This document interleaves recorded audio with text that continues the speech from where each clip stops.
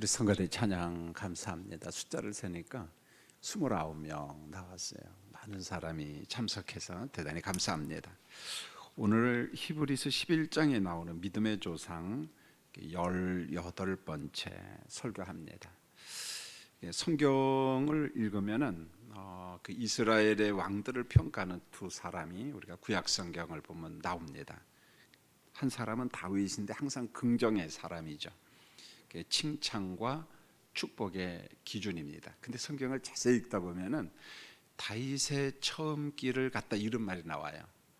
그냥 다윗의 길을 갔다 그래도 되잖아요. 근데 우리가 알듯이 다윗의 처음 길은 참 깨끗하고 맑고 아름다웠지만 다윗의 후반기 길은 좀 덕스러워요. 덕스럽지 못해요. 덕스럽지 못하거든요. 바세바를 범하기도 하고 우리아를 전쟁터에 나가서 죽도록 하고, 그러니까 성경이 보면은 다윗의 길을 따라갔다 그렇게 말하지 않고 다윗의 처음 길은 좋아. 그러니까 다윗의 처음 길은 본받아라, 후반은 본받지 말라, 그런 말입니다. 어찌됐든지 간에 다윗은 긍정의 사람의 기준입니다. 축복의 사람의 기준이에요. 그 다음에 여로보암은 부정과 저주, 악함의 기준입니다. 여로보암의 길을 갔다 그럼 그 사람 끝난 거예요 보면은. 그래서 우리 성도님들이 성경을 읽다가 다윗의 처음 길, 여로보암의 길, 아하, 이게 우리의 신앙을 평가하는 하나님의 잣대구나, 기준이구나, 그러면서 우리를 한번 점검해 봤으면 합니다. 다윗에 대한 종합적인 평가는 사도행전 13장 22절에 있는데, 내가 이새의 아들 다윗을 만나니 내 마음에 맞는 사람이라, 내 뜻을 다 이루리라. 여기서 내 뜻을 다 이루리라 라고 하는 말은 이런 의미가 있어요. 하나님께서 다윗을 택했는데, 그리고 기대하는 바가 있다는 거예요. 내가 다윗을 통해서 기대하는 바가 있는데, 그게 뭔고 하냐면 하나님의 구속사의 일을 하겠다, 그런 말입니다. 그죠? 다윗을 하나님이 선택하고 내 마음에 맞으니까 뭐 이런저런 거 다 시키겠다, 그런 말이 아니고, 하나님의 구속사에 필요한 일을 내가 다윗을 통해서 하겠노라, 내가 다윗에게 기대하는 바가 있다, 그런 말입니다. 여러분, 우리가 이런 말씀을 접할 때마다 우리에게 적용해도 상관이 없어요. 하나님이 나를 성도로 부르셔서 그 다음에 내게 직분을 맡기셔서, 아 그렇구나, 하나님이 다윗에게 기대하는 바가 있었던 것처럼 내게도 우리 하나님이 기대하는 바가 있습니다. 할렐루야. 우리가 거기에 합당한 삶을 살아가야 돼요. 하나님이 내게 기대하는 게 있는데 그게 뭘까? 자, 다윗은 사울왕과 비교할 수 없을 만큼의 미덕의 사람이에요. 참 존경받을 만한 사람입니다. 물론 다윗도 허물이 있고 결함이 있죠. 그런데 양치는 목동 다윗을 불러서 하나님이 다듬어서 쓰셔요. 그가 처음부터 완벽한 사람이 아니고 하나님이 은혜 주시고 또 다듬고, 부족할 때는 또 하나님께서 또 다독거리면서, 하나님의 은총이죠. 보면 하나님이 은혜 주시고 다듬어 갑니다. 자, 이걸 보면 그런 것 같아요. 누구든지 하나님께 붙잡히면 그 사람 귀한 사람이 되는 거예요. 그리고 하나님께서 다듬어 가는 과정에 좀 연단은 있어요. 아픔은 있다는 거예요. 우리가 그걸 잊으면 안 됩니다.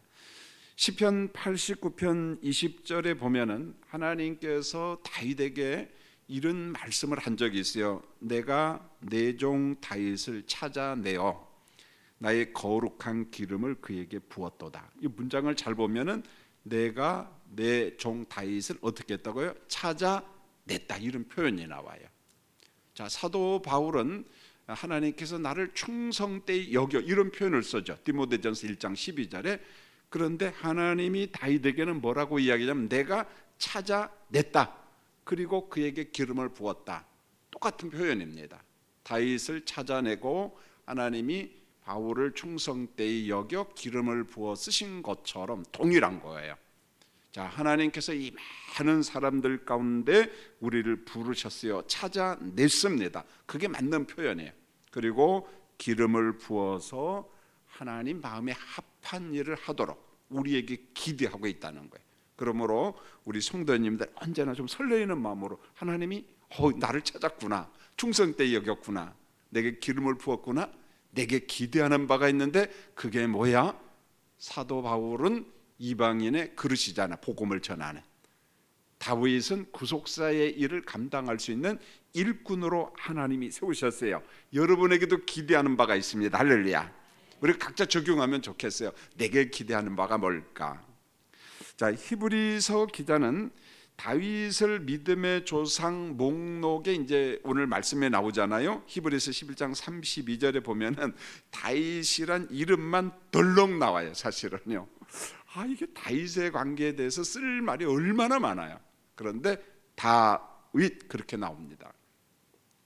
여러분, 제가 오늘 사무엘상 20장 1절로 3절만 읽었지만은 사실은 다윗에 대한 기록이 얼마나 많냐면은 사무엘상 16장부터 열왕기상 2장까지 이것만 놓고도 분량이 41장이에요. 역대기는 다 빼고. 여러분, 역대기엔 또 얼마나 많습니까? 그런데 역대기는 포로 후기 백성들에게 준 말씀이니까 좀 중복이 되니까 빼버리고, 또 시편에 보면 얼마나 많습니까? 자, 이런저런 말씀을 다 빼고도 엄청난 양의 말씀이 다윗과 관련된 말씀입니다. 자, 그러면은 하나님께서 히브리서 11장에 다윗이란 이름을 덜렁 기록했는데 그렇게 기록한 목적이 뭐냐? 이유는 하나밖에 없어요. 유대인 기독교인들, 고난받는 교인들을 격려하기 위해서, 붙잡아 주기 위해서 다윗을 지금 언급하고 있는 겁니다. 하나님께서 다윗을 통해서 힘든 교인들을 지금 격려하고 있어요. 붙잡아 주고 있습니다. 히브리서 말씀의 독자들은 유대 교인들, 흩어진 교인들이라는 걸 누차 이야기를 했습니다. 여러분, 유대인들은 구약의 율법과 정통에 아주 익숙한 사람이에요. 여러분, 전통이 있잖아요. 장로들의 전통, 유전, 습관, 여기 정말 익숙한 사람들입니다. 그런데 이 사람들이 하나님의 은혜로 새로운 신앙을 접했어요. 예수 그리스도를 구주로 영접했다는 거예요. 십자가와 부활의 복음을 믿었습니다. 문제가 생겼어요. 이들이 새로운 신앙을 접하자 환난과 핍박이 찾아옵니다. 자, 두 군데로부터 핍박 와요. 하나는 로마 제국으로부터, 하나는 유대 교인들로부터. 유대 교인들이 볼 때는 배교자예요. 할례 받고 우리랑 같이 지냈는데, 히브리 공동체에 있었는데, 회당 공동체에 같이 있었는데 예수를 믿고 그저 믿음으로 구원받는다, 이런 논리로 접근하니까 야, 이 배교자들, 배반자들, 그렇게 이야기하는 거예요. 그러니까 유대인 공동체가 이들을 그냥 놔두지 않아요. 핍박을 합니다. 박해가 있어요. 여러분, 원래 로마 제국은요, 종교의 가난은 정말 관대합니다. 그래서 모든 종교를 다 인정해요. 로마는요, 단 한 가지 조건만 있어요. 로마 황제를 섬겨라. 그러면 기독교 인정한다. 황제만 섬겨라. 그런데 보세요. 십계명을 보면은 여호와 하나님 외에 다른 우상을 둘 수 있어요? 없어요. 마음 같아서는 섬기고 싶죠. 인정하고 싶죠. 그런 환난과 핍박이 없으니까. 그런데 하나님 말씀이 그걸 인정하지 않아요. 거부합니다. 그리고 어떻게 해요? 기독교인들 핍박하죠. 별별 방법을 다 동원해서 핍박하잖아요.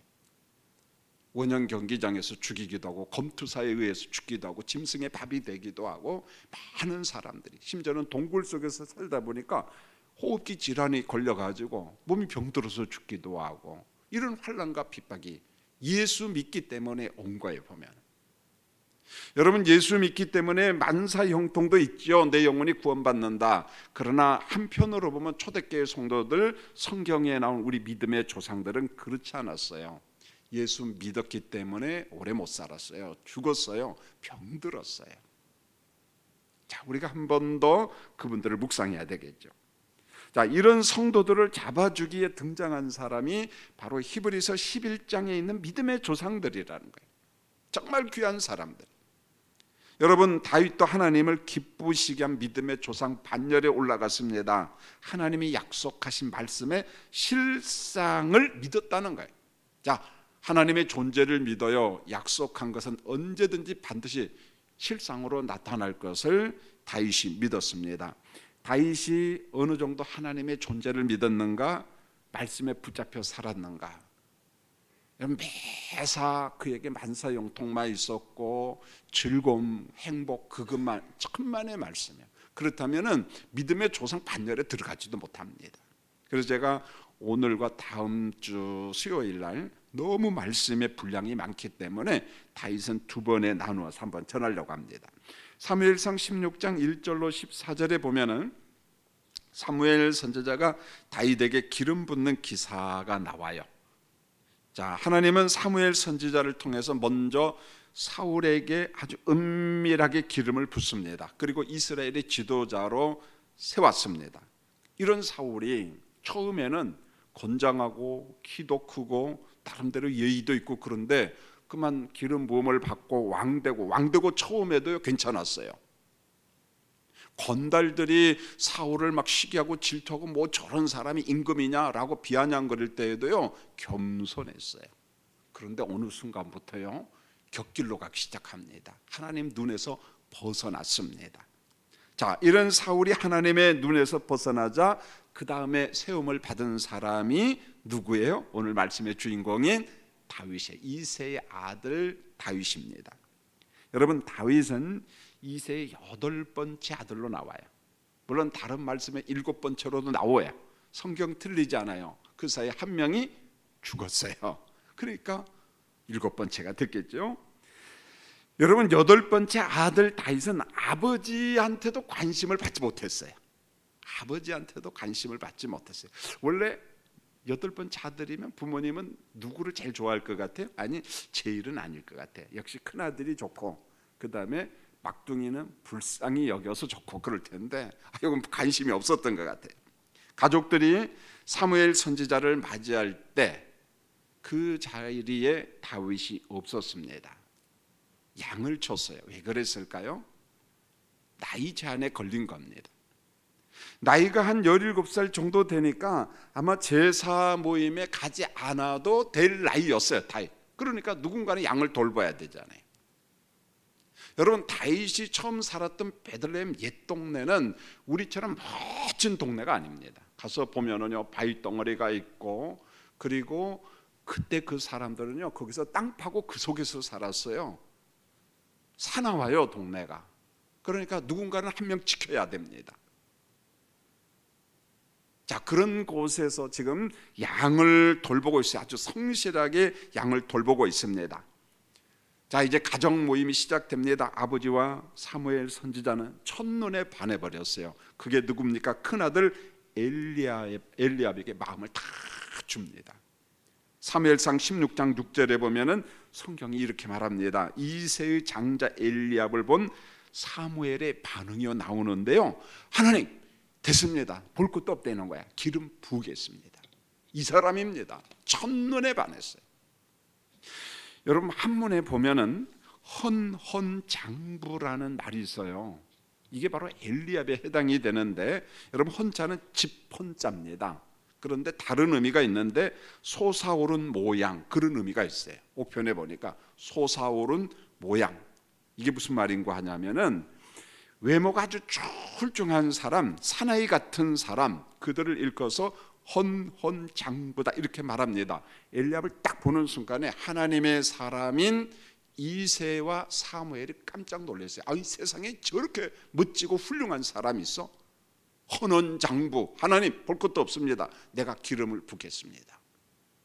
첫눈에 반해버렸어요. 여러분, 우리나라의 헌헌장부는 누굴까요? 여러분이에요. 제 눈에는 여러분들이 제일 좋아요. 하나님께서 사무엘을 그만 막았어요. 야, 정신 좀 차려, 그런 말이에요. 사람은 외모를 본다. 그러나 하나님은 그 사람의 중심을 본다. 하나님이니까 사람 중심 보죠. 우리는 어떻게 사람 중심 봐요? 여러분, 속상한 일이 많잖아요. 겉만 보고 당했다, 뭐 속았다, 뭐 그런 말 많이 하잖아요. 사무엘도 속았어요. 아버지 이새도 마찬가지입니다.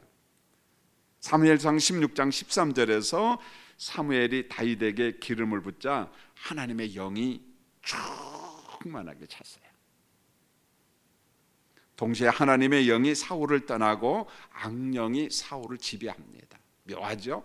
누구는 성령이 강력하게 임해서 글을 쓰시는데 누구는 성령이 그를 떠나버려요.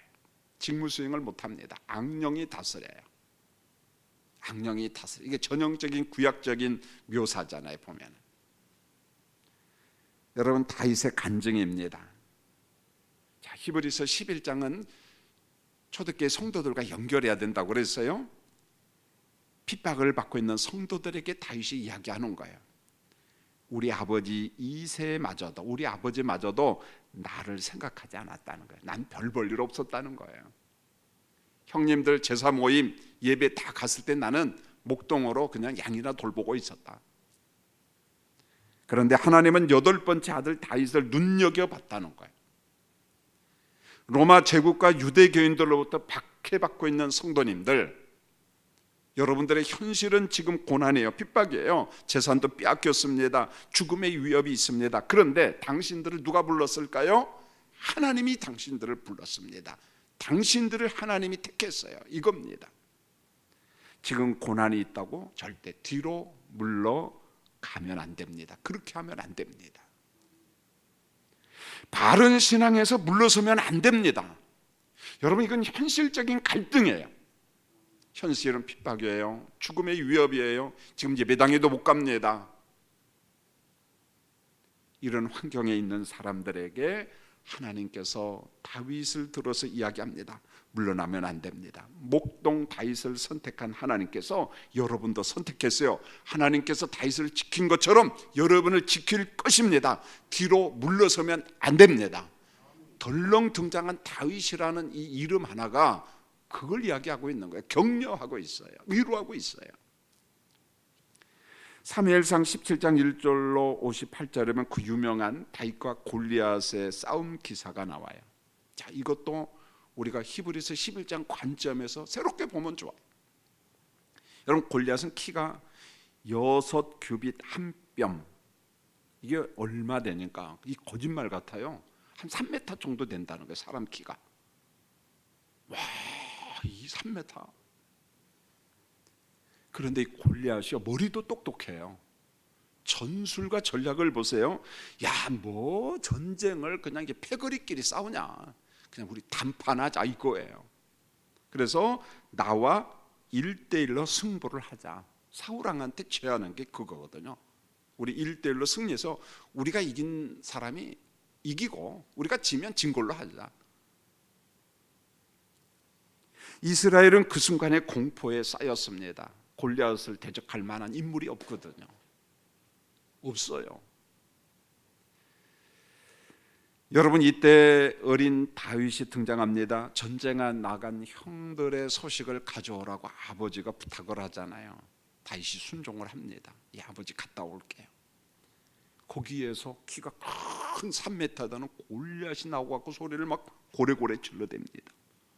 골리앗을 대면한 거예요.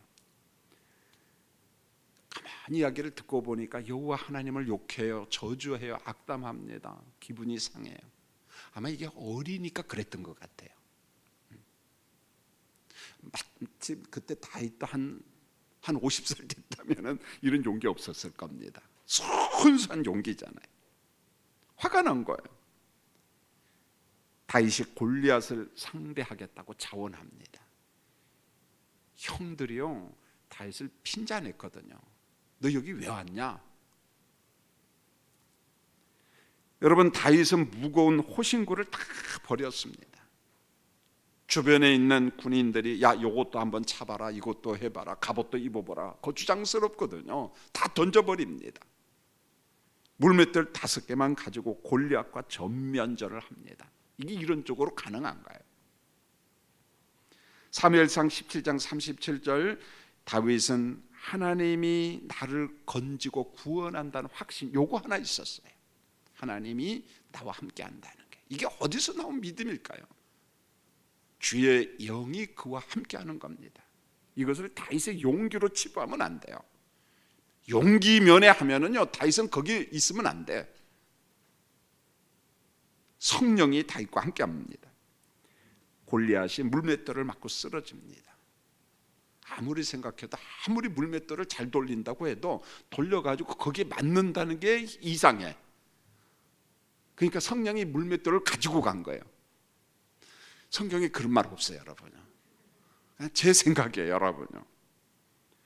여러분, 다윗 골리앗이 물맷돌을 맞고 쓰러지자 블레셋 진영의 공황 상태가 납니다.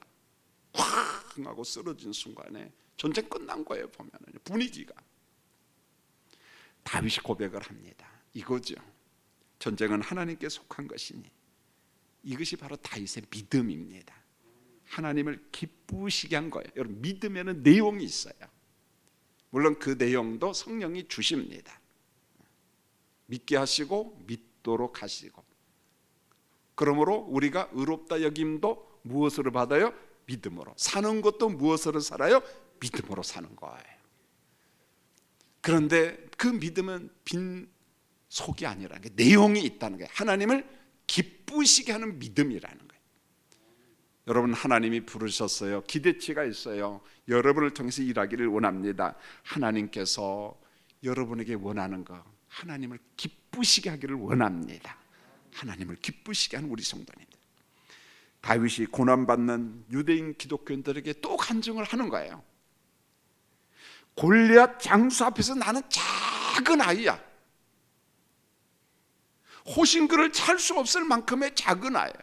이것을 보면 다윗은 그렇게 막 키가 크고 건장하고 그런 건 아닌 것 같아요, 보면.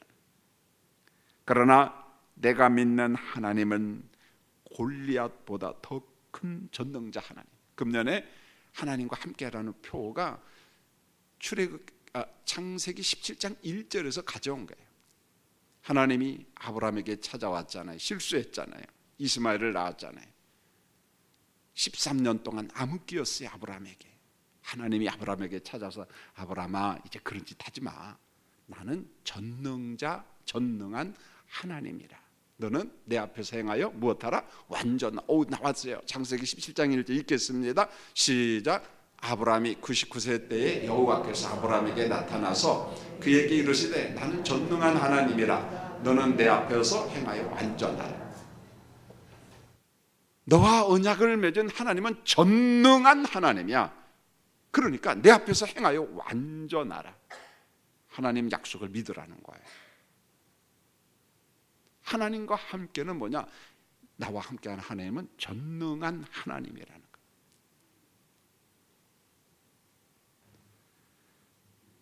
여러분, 우리 앞에는 골리앗과 같은 난관들이 있어요. 난관 없는 사람 없습니다, 여러분요. 인생이 호락호락하지 않아요. 절대 그렇지 않습니다. 다윗은, 이스라엘은 건장한 지금 장대 같은 골리앗이 있습니다. 블레셋이 있습니다. 여러분, 우리 앞에도 늘 기도 제목 가운데 하나가 건강이라는 장애가 있잖아요. 살만하면 이게 건강 상실이 오고 이기가 찾아오잖아요. 오늘도 우리 권사님 기도했는데 숨소리가 거칠잖아요. 새벽에 기도하는데 목사님 너무 힘들어요. 그래요. 몸이 많이 아프시구나. 그럼 어디 가서 누구한테 말하지 못하잖아요. 아마 대표 기도만 아니면 안 나와도 될 뻔했어요. 여러분, 우리 앞에 이 난관, 건강의 난관이 있어요. 우리 교인들 가운데 있습니다. 한번 나름대로 열심히 살려고 사업하는데 이게 잘 안 돼요. 그게 우리 발목을 잡아요. 우리 교인들 가운데 있습니다. 마음이 아프잖아요. 이게 잘 안 돼요. 여러분, 우리나라는 난관이 없나요? 있잖아요. 남과 북이 분단되어 있고, 요즘에 저는 한국전쟁 1192일이라고 하는 책을 읽고 있습니다. 그게 뭐냐면 전쟁 발발한 그날부터 정전협정을 맺을 때까지 1192일인데 그걸 일지별로 첫날, 이틀, 3, 4 쫙 써나가요. 막 마음이 졸여요. 막 우리나라가 남쪽으로 자꾸 내려갑니다. 낙동강 전선을, 그리고 막 우리 동네도 나오더라고요. 우리 동네 바로 옆에 함양군의 안이면이라고 있어요. 안이에 공산군들이 들어와 가지고 그 고속도로를 타고 거창으로 안이로 해가지고 장계로 이런 걸 나오니까 막 마음이 졸이는 거야. 이때도 얼마나 많이 죽었을까. 그런데 여전히 우리나라는 난관 속에 있어요. 남과 북이 분단돼 있고 열강이 있고요. 주변 나라 눈치 보다가 역사 속에 피해 본 적이 얼마나 많습니까? 우리나라는 자력으로 나름대로 국방을 튼튼하게 하면서 외교 전술을 펴야 되거든요. 지혜롭게. 우리 성도님들 앞에도 골리앗과 같은 난관들이 다 있어요. 넘지 못할 만한 난관. 오늘 다윗이 우리에게 주는 건 그거예요.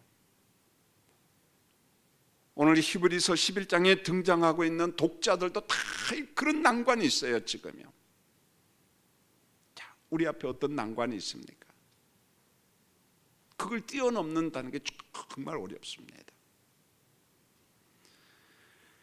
사무엘상 18장 1절로 30절과 사무엘상 19장 1절로 24장 22절에 보면은 이게 다윗에게 난관 중에 최고 난관이 인간관계의 난관이에요. 사울이 다윗을 시기합니다. 시기 정도가 아니에요. 죽이려고 난리가 났네요. 여러분, 다윗이 전투에서 승리하고 돌아오자 여인들이 노래를 하는데 하필이면 노래 주제도 잘 선곡을 해야 돼요. 여러분요. 이런 노래를 선곡해가지고 그냥 사울이 그냥 완전 뒤집어져 버리잖아요. 여러분, 노래도 잘 선곡해야 돼. 사울이 죽인 자는 천천히요 다윗은 만만이로다. 이 곡을 딱 쓰는 이게 노래거든요. 여러분요. 여인들이 좋아서 막 지금 춤추면서 꽹과리 치면서 환영하는데 만 사울이 다른 때는 기가 어두우면 좋을 텐데 기가 밝아가지고 이날 이후로 사울이 다윗을 죽이려고 하잖아요. 오늘 사무엘상 20장 1절 2절 3절만 읽었지만요 마지막 절까지 읽어보면은요 기가 막힌 내용이 많이 나와요. 다윗과 요나단의 우정도 나오지만은 사울이 얼마나 다윗을 무서워했다고 할까요? 막 요나단 자기 아들 이 계집종의 자식아부터 시작해가지고 다윗이 살아있는 동안 너와 내가 평안하지 못하고 이 나라 별소리 다 합니다. 보면은요. 그래서 이날 이후로 이 노래 듣고 사울 왕후에 막 미움이 발동을 합니다. 죽이려고 합니다. 여러분, 요한일서 기자가 그런 말을 하잖아요. 미움은 살인의 출발이에요. 결국 가인이 아벨을 죽이잖아요. 어디서부터 출발합니까? 미움에서 출발해요. 미움이 쌓인다는 거죠. 그래서 용서하라는 겁니다. 왜요? 용서가 나를 살리는 거예요. 미움이 쌓이고 쌓이고 쌓이고 하면은 나중에 폭발합니다. 죽인다는 거죠. 보면.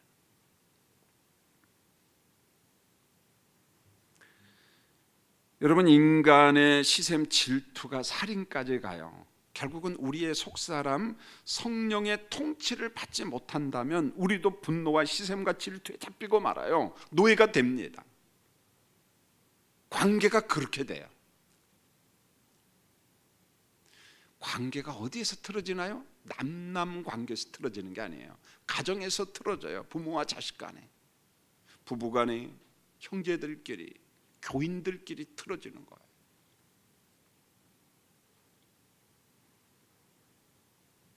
여러분, 사울이 다윗을 죽이려고 할 때 요나단이 다윗을 지켜줘요.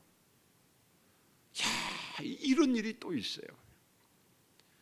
사울의 아들 요나단이 다윗을 얼마나 좋아하는지 아버지의 음모를 다윗에게 알려줍니다. 사실 쉽지 않거든요. 사무엘상 19장 2절에 아버지 사울이 너를 죽이려고 꾀한다. 조심하라. 피하라. 그래서 은밀한 곳에 숨기도 합니다. 여러분, 다윗은 라마에 있는 사무엘 선지자에게 피했어요. 여러분, 성경을 보면은 다윗은 그랬던 것 같아요. 사무엘 선지자 옆에만 있어도 마음이 편안했어요. 든든한 어른이었어요. 여러분, 그런 사람이 있나요? 복 받은 사람이. 특별히 뭐 주고받는 거 없습니다. 그럼에도 불구하고 우리 교회에 저분이 계신다. 나를 위하여 기도할 거야. 내가 힘들 때 전화 한 통화만 해도 마음이 힘이 되고 기도 좀 해주세요. 마음이 든든하고. 사무엘 선지자가 그런 분이었어요. 다윗에게는 큰 힘이 되었습니다. 사울의 추격이 있자 다윗은 떠돌이 생활을 합니다. 힘든 고난의 시간이 얼마나 힘들었느냐면은 오늘 읽은 사무엘상 20장 3절에 보면은 다윗이 넋두리를 내어 푸념을 합니다. 요나단에게 나와 죽음 사이는 한 걸음뿐입니다. 이렇게 말합니다. 이게 무슨 표현이냐면은 다윗이 사울 왕이 던진 단창으로 죽음의 위기를 많이 넘기잖아요. 그러니까 한 걸음 차이로 단창 안 맞고 살아났다는 거예요. 단창을 던지는데 살짝 피해 갔다는 거예요. 그게 한 걸음 사이라는 거예요. 한 걸음 사이.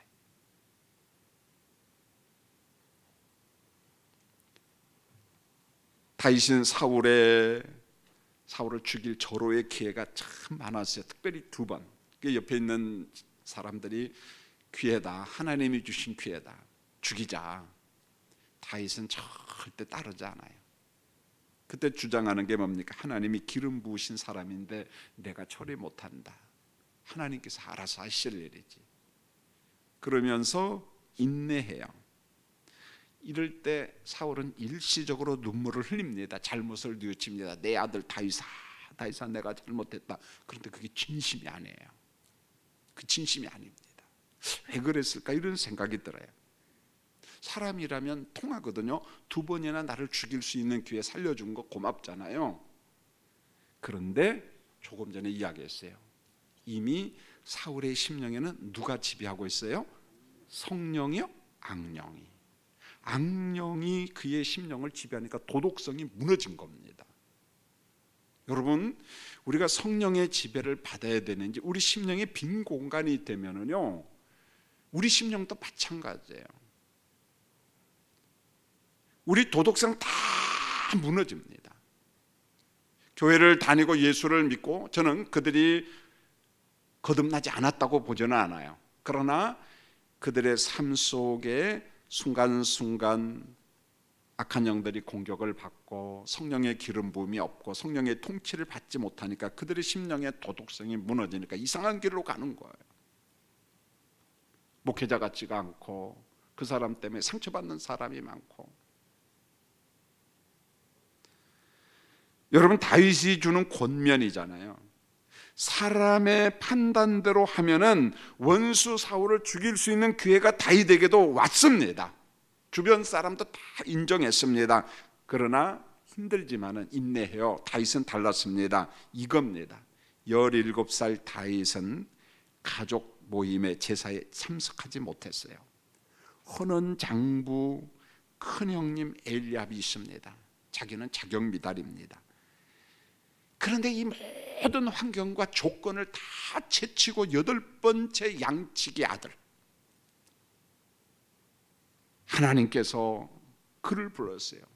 엘리압도 제치고 모든 환경을 제치고 그 하나님을 다윗이 신뢰한 거예요. 그래요. 내가 해결하지 않아도 사울왕 하나님이 해결할 거야. 내가 손 써지 않아도. 왕을 세우신 분은 하나님, 왕을 패하게 하시는 모든 하나님, 하나님의 절대 주권을 인정해서, 이게 다윗의 믿음이고 다윗의 믿음의 내용이에요. 하나님이 다윗을 선택했어요. 하나님이 기대한 바가 있습니다. 내가 너를 통해서 하나님의 뜻을 다 이루리라.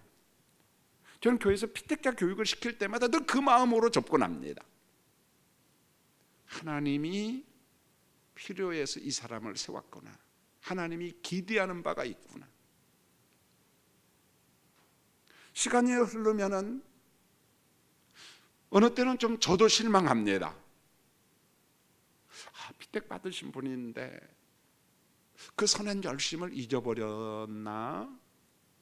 아마 잊어버린 것 같아요. 망각하고 습관화가 돼버립니다. 그래서 내 직분을 다 망각합니다. 저러면 안 되는데, 그냥 아쉬움을 가지고 세월이 흘러가는 거예요.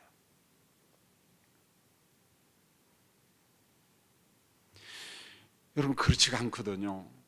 사도 바울 봐요. 충성 때에 여겨 그랬어요. 그리고 찾아다녔어요. 다윗을. 그리고 기름을 부었습니다. 그리고 기대치가 있다는 거예요. 자, 우리가 주님의 교회에서 일을 할 때 이 마음으로 평생 주님의 부르심을 받을 때까지요. 그래서 오히려 연세가 많을수록 하나님이 내게 기대한 게 뭐지? 그러면서 내가 받은 은사 재능을 내가 주님의 나라와 주님의 교회와 성도들에게다가 다 주고 하나님의 나라 가야지. 거머쥐고 가면 뭐합니까? 하나님이 내게 주신 거 다 남기고 다 주고. 지난주에도 제가 2부인가 3부에 김영석 교수님 이야기, 저는 아직 그분을 잘 몰라요. 그분의 책은 여러 권 읽었어요. 요참에도 제가 그분의 책을 3권 갖다 놓고 2권 다 읽었어요. 제 나름대로 평가를 합니다. 그러나 겉으로 드러내지 않죠. 그분이 기독교 신앙이고 그분의 신앙은 어떤 유형인가, 그분이 그런 말을 썼더라고요. 자기를 참 싫어하는 교수가 하나 있었다는 거, 연세대학교. 근데 그분이 죽었어요. 장례식장에 갔어요. 마음이 참 착잡하더라는 거예요. 그런데 제가 그분의 책을 쫙 읽으면서 아하, 이분이 참 좋은 분이지만은 싫어하는 사람이 있겠다라는 생각이 들어요. 항상 중도로선을 가다 보니까 어떤 사람은 싸울 때 막 과감하게 싸우고 이걸 좋아하는 분들이 있잖아요. 그냥 매사 중도파면 싫어하는 사람이 있겠다 그러면서 그분 인생 철학을 읽어내는데, 그러나 한 가지 제가 깨달은 것은 참 좋은 사람이다. 참 좋은 사람이다. 근데 금년에 103세래요. 103세. 대단하신 분이에요. 근데 지금도 일하셔요. 그분의 글 가운데 그러더라고요. 자기가 연세대학교 교수로 은퇴했는데 은퇴하고 오라는 강의가 너무 많아. 그래서 대학 교수 다닐 월급 받은 것보다 더 많이 번대요. 그런 이야기를 하다. 근데 그분의 글 가운데 꼭 말미에 강조하는 게 뭐냐? 다 주고 가야 된다. 다 주고 가야 된다. 하나님이 내게 주신 것, 국가가 내게 준 것. 그분은 정말 반공주의자입니다. 왜냐하면 평양 살다가 내려오신 분들이거든요. 지긋지긋해요. 공산사상에는. 사랑하는 성도님들, 여러분에게 부탁합니다. 우리가 주님으로부터 받은 은사가 있고 은혜가 있고, 그게 시간, 물질, 뭐가 됐든지 간에 나이가 많으면 많을수록 우리는 검어진다고 하는데, 반대로 하나님이 내게 주신 거 다 내려놓고 다 주고 가시기를 원합니다. 뭐 자식한테 주든지 선교를 하든지 선교사한테 주든지 여러분이 쓸 수 있는 범위 내에서, 없는 건 못하는 거죠. 못하는 거잖아요.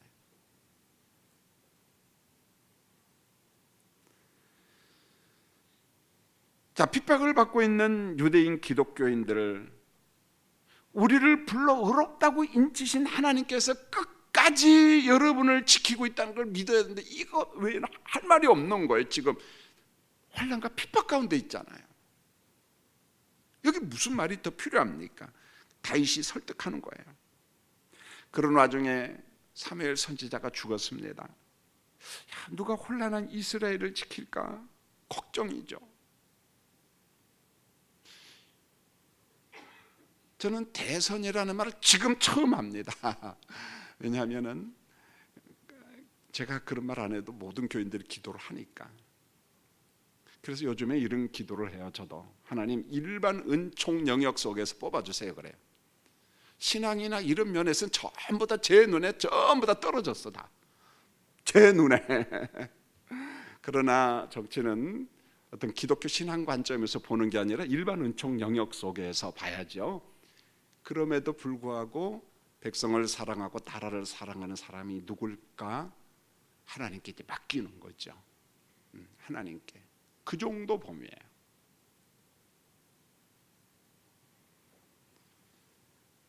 이 나라를 어느 사람이 이끌어갈까? 그게 마음이 걱정이 돼요. 여러분, 사울은 계속해서 다윗을 추격합니다.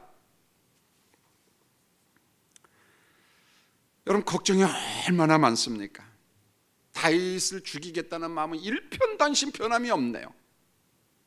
그것도 좀 변하면 얼마나 좋겠어요. 그러다가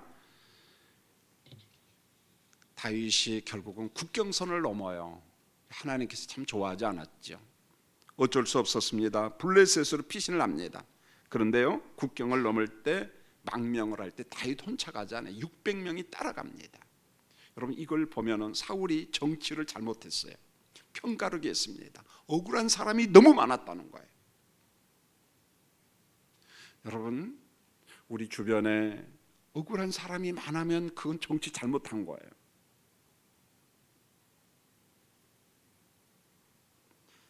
백성들을 통합하는 좋은 지도자가 이 땅에 나오도록 기도해 주시길 원합니다. 우리 예수 믿는 사람들이 해야 될 게 이거예요.